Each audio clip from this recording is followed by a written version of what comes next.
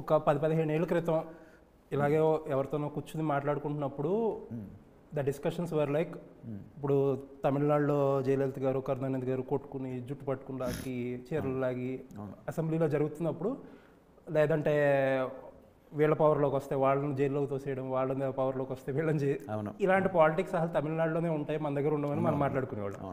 And ఇంకొక కన్వర్జేషన్స్లో cost అనేది we are modernisation పెరిగి ఎంప్లాయ్మెంట్ పెరిగేటప్పటికి కాస్ట్ అనేది ఇర్రెలవెంట్ అయిపోతుందని కొంతమంది మాట్లాడేవారు. బట్ చూస్తే పాలిటిక్స్ ఎలా అయిపోయిందంటే ఏదైతే జరగదనుకుందామో అది ఇప్పుడు బాగా ఎక్కువైపోయింది. అండ్ రెస్పెక్టబుల్ రైవలరీ అని మీరు ఏదైతే పదం వాడుతున్నారో ఈ పెయిన్ నుంచి హార్డ్ సెల్ కాదు, అంతే కదా మరి. ఆ పెయిన్ నుంచి చూస్తున్న అంబిషన్ ఇది ఎందుకు సూపర్ సెల్ అవుతుంది అనిపిస్తుంది అంటే అట్లన్నిటికీ అద్దం పట్టాను కాబట్టి.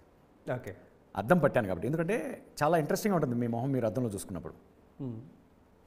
ఎందుకంటే అప్పటి వరకు మీరు అద్దంలోంచి పక్కకు వచ్చినప్పుడు మీరు ఏదో ఇమాజినేషన్లో ఉంటారు, బట్ సడన్గా అద్దం ఎదురైనప్పుడు చాలా షాకింగ్గా సర్ప్రైజింగ్గా ఉంటుంది. ఎందుకంటే మీ మైండ్లో ఉన్న ఇమేజ్ వేరు మీ గురించి, బట్ మీకు అద్దంలో కనిపిస్తున్న ఇమేజ్ వేరు. My films will always have that kind of a surprise, undeniable human interaction. So that I believe that's what I enjoy about writing. Okay, with అది కూడా ఒక చిన్న పిల్లోడి కళ్ళతో రాస్తాను. అగైన్ నేను ఎవరికి బానిసను కాదు.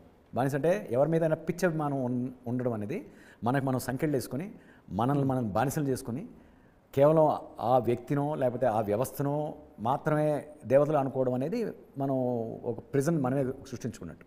నేను I only think about politics or people or whatever it is based on topic, policy or things in my limited knowledge whether it is going to do greater good to the people or not. అంతకుపైన ఇంకేం ఆలోచించు. Okay sir, ఈ political biopics వచ్చేటప్పటికి casting ఏం చేసేవారు అంటే, ఇప్పుడు NTR biopic తీసుకున్నా లేకపోతే వైఎస్ఆర్ బయోపిక్ మీద 2 సినిమాలు తీసుకున్నా బాగా హ్యాపెనింగ్ అండ్ కొంచెం అయితే ఆ స్థాయి వ్యక్తులకి ఆ స్థాయి యాక్టర్లు, ఇప్పుడు బాలకృష్ణ గారు చూసుకున్నా, రానా గారిని పెట్టుకున్నా లేకపోతే మమ్మూటి గారిని పెట్టినా అలా చేయడం ఒక పద్ధతి. ఇంకొక పద్ధతి ఏంటంటే కొంతమంది అసలు ఫిలిమ్స్లో completely novice people but having resemblance to them అనేది కొంతమంది ట్రై చేశారు. What is your idea of casting in this? My idea of casting was through exactly how the characters were shaped after I finish my script. Okay, ఇప్పుడు నేను next చేయబోయే cinema కూడా నేను ఒక హీరోను ఊహించుకును, even though నేను ఒక హీరోతో ట్రావెల్ చేస్తున్నా కూడా అది కంప్లీట్గా నా ఇమాజినేషన్లో ఉన్న ఒక క్యారెక్టర్ది. And that is what is exciting for the hero also. So that is when I can tell my story effectively. Okay. So అందుకనే నాకు తెలిసి more than actors is what who can translate. Star and actor మళ్ళీ. Okay, star and but యాక్టర్సే కావాలి మనకు. నా స్క్రిప్ట్కి actors అయితేనే నా ఇంటెన్షన్ ట్రాన్స్లేట్. లివింగ్ పీపుల్తో సినిమా, అదే ఐ మీన్ ఇప్పుడు వైఎస్ఆర్ గారిని చైతన్యరావు గారిలో చూసుకుని అలాగా ఇలాగని don't want to be disrespectful, but కొంతమంది మాట్లాడే వాళ్ళు ఉంటారు కదా, అన్లెస్ మీ ప్రపంచంలోకి వెళ్ళే కంటే ముందు నేను చెప్పేది. సో ఉంటారు. అయితే అదే చెప్తున్నాను కదా, ఆ ప్రమాదం తప్పదండి. ప్రమాదం అంటే ఇప్పుడు 80% నా సుపీరియర్ గోల్ని ఎంబ్రేస్ చేసుకుంటారని నమ్మకం నా బలంగా ఉంది. వాళ్ళందరూ చాలా ఎంజాయ్ చేస్తారు. ఎవరి అభిమానులైనా కూడా వాళ్ళు అసోసియేట్ చేసుకుంటున్న హీరోని వాళ్ళు చాలా ఎంజాయ్ చేస్తారు. అది కూడా ఇప్పుడు ఒక్కొక్క కథ తీసుకున్నప్పుడు, RRR లాంటి గొప్ప కథలు తీసుకున్నప్పుడు కూడా ఒక్కొక్క హీరో ఒక్కొక్క వేవ్ తీసుకుంటాడు కథ స్టోరీ నెరేటివ్లో. అవి ఉంటాయి దోస్ లైక్ ఒక ఫేజ్లో ఒక హీరో హైలైట్ అవుతాడు, ఇంకో ఫేజ్లో ఇంకో హీరో హైలైట్ అవుతాడు. ఎప్పుడు ఇద్దరు హీరోలతో ఉన్న ఛాలెంజ్ అది, రైట్? సో అభిమానులు కొంచెం లైక్ మా వాడికి ఎక్కువ ఇచ్చాడు, మా వాడికి తక్కువ ఇచ్చాడు, ఇది అసోసియేట్ చేసుకున్నాడు. నా దృష్టిలో అది కాదు పర్పస్. నా దృష్టిలో నాకు అందరూ నా బంగారాలు, నా బిడ్డలు. వీళ్ళు మీరు అనుకుంటున్న దేవుళ్ళు కాదు, వీళ్ళు నేను సృష్టించిన పాత్రలు, నా బిడ్డలు ఆర్ నేను, నా ఇమాజినేషన్, రైట్? సో నా ఇమేజ్ అది బేసిక్గా. ఓకే, అల్టిమేట్లీ నీకు అగైన్ అండ్ అగైన్ మీకు చెప్పేది ఏంటంటే, ఒక కళ వచ్చింది అంటే మీరు ఉన్నావు, సడన్గా ఒక పులి వచ్చింది, ఇక్కడ నుంచి ఒక పాము వచ్చింది, ఒక కప్ప వచ్చింది, లేకపోతే ఒక కుందేలు వచ్చింది అనుకోండి. ఇప్పుడు నేను కళ్ళు మూసుకుంటే ఆ కళ వచ్చింది అనుకున్నాం అంటే దాని అర్థం ఏంటంటే ఆ కుర్చీలో ఉన్న మీరు నేనే, ఆ పులి నేనే, ఆ పాము నేనే, ఆ కప్ప నేనే. ఎందుకంటే అది నా సబ్కాన్షియస్ మైండ్ నుంచి వస్తుంది, నా ఎమోషన్లో నుంచి వస్తుంది. ఓకే, సో నేను ఫీల్ అయిన ఎమోషను, నేను మీరు ఫీల్ అవ్వాలనుకుంటున్న ఎమోషన్ కోసం చెక్కిన పాత్రలు ఇవి. సో కాబట్టి అవి మీరు ఆరాధిస్తున్న పాత్రలు కాదు, నేను ఆరాధిస్తున్న పాత్రలు, నేను సృష్టించుకొని నేను ఆనందిస్తున్న పాత్రలు. ఇలా కూడా ఒకసారి చూడండి, ఒక ఎమోషన్ చూడండి, కొంచెం రాష్ట్రానికి బ్రాడర్ వ్యూలో అనేది. ఓకే సార్ ఇప్పుడు బిఫోర్ రిలీజ్ చేస్తున్న ఇంటర్వ్యూ కాబట్టి yeah and I want to ask you some things people జనరల్గా కొన్ని ఆన్సర్స్ కోసం పాలిటిక్స్లో కొన్ని ఆన్సర్స్ కోసం ట్రై చేస్తూ ఉంటారు. యా ఒకే ఇన్సిడెంట్ని ఒకళ్ళు ఒకలా చూస్తారు, ఇంకొకళ్ళు ఒకలా చూస్తారు. And I'm trying to ask you those things. మీరు మీ లిమిటేషన్స్ వరకు లేకపోతే ఎంతవరకు చెప్పగలరు అంతవరకు చెప్పండి. మీ question start asking now. Your Chandrababu Naidu గారి విషయం, ఆది గారి క్యారెక్టర్, ఒక హీరోయిన్ లవ్ ట్రాక్ ఉంటుంది. ఆది గారి Fiction or not క్యారెక్టర్ కాదండి, ఆది గారి క్యారెక్టర్ పేరు కాకర్ల కృష్ణమనాయుడు. ఇంకా రిజిస్టర్ అవ్వలేదు మీ ఇంకా మీ వరల్డ్ లోకి షో లోపలికి రాగానే తీసుకెళ్తారు. రియల్ లైఫ్ మర్చిపోయి మామూలుగా నా పాత్రలతో వచ్చేస్తారు. ప్రస్తుతానికి అంతవరకు, లేకపోతే మొత్తం డిస్కనెక్ట్ అయిచేస్తుంది. ఒక హీరోయిన్ ట్రాక్ పెట్టారు. So fictional or non fictional? Completely fiction. Okay, 100% fiction. Okay. ఎందుకంటున్నానంటే అది ఏ లైసెన్స్ తోటి ప్రతి యంగ్ మ్యాన్స్ లైఫ్లో లవ్ ఉంటుంది, లవ్ ఫెయిలియర్స్ ఉంటాయి, దారులు వేరవుతాయి, మళ్ళీ ఎదురుపడతారు. లైక్ యూనో ఒక ఛాలెంజ్ ఉంటుంది, కాంపిటీషన్ ఉంటుంది.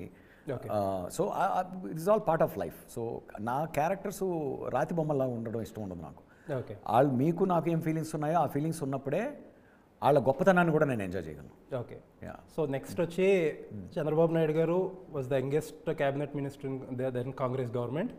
అండ్ ఒకసారి ఓడిపోయాక ఎన్టీఆర్ గారి వేవ్లో he happen to join TDP. తర్వాత కొంతమంది ఏంటంటే ఓడిపోగానే పార్టీకి వచ్చేసారని కొంతమంది అంటారు, కొంతమంది ఏంటంటే ఎన్టీ రామారావు గారు తీసుకొచ్చారని కొంతమంది అంటారు. ఆ టాపిక్ నేను టచ్ చేశారా?